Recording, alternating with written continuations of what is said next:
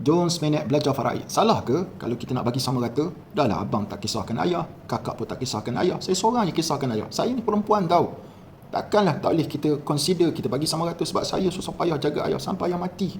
Ini biasa tuan-tuan Allah Subhanahu Wa Taala berlaku di masyarakat kita. Yang mana ada orang yang menjaga orang tua mereka, dan bila tiba saat kematian orang tua mereka, dan yang menjaga tersebut kononnya ataupun sebagai seorang perempuan lah, seorang perempuan ataupun anak perempuan yang minta daripada adik-beradik yang laki-laki yang tak kisahkan orang tua dia untuk bagi sama rata, maka lelaki tu kata tak boleh, tak boleh bagi sama rata, kita kena ikut faraid hukum Allah Subhanahu Wa Taala. Apa yang lelaki tu sebut betul, tapi perbuatan dia tidak cakna pada orang tua itu salah.